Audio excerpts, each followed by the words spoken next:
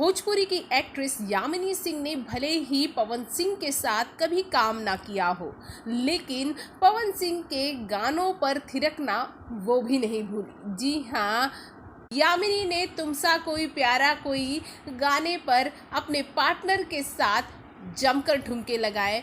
आपको ये बता दें कि यामिनी सिंह ने अभी तक अरविंद अकेला, कल्लू, दिनेश लाल यादव निरहुआ, रितेश पांडे जैसे कई कलाकारों के साथ काम किया है और हाल ही में उन्होंने खेसारी लाल यादव के साथ काम किया और उनके लिए उन्होंने जमकर तारीफ़ों के पुल भी एक पोस्ट में बांधे हैं। लेकिन यहाँ आपको बता दें कि जैसे भोजपुरी का हर कोई एक्टर पवन सिंह के गानों का दीवाना है, उसी तरह से यामिनी भी इससे अछूती नहीं है। यामिनी को भी पवन सिंह के गाए हुए गीत बहुत पसंद है और ये पहला मौका नहीं था जब यामिनी ने पवन सिंह के गाने पर ठुमके लगाए हों। यामिनी ने इससे पहले भी कई रील ऐसी बनाई है जब वो पवन सिंह के गानों पर जमकर ठुमके लगाती दिखी हैं। यामिनी को भोजपुरी की वर्सेटाइल एक्ट्रेस में गिना जाता है और बहुत जल्द ही यामिनी ने भोजपुरिया दर्शकों के बीच अपनी एक्टिंग और डांसिंग की बदौलत एक अच्छी पैठ बनाई है।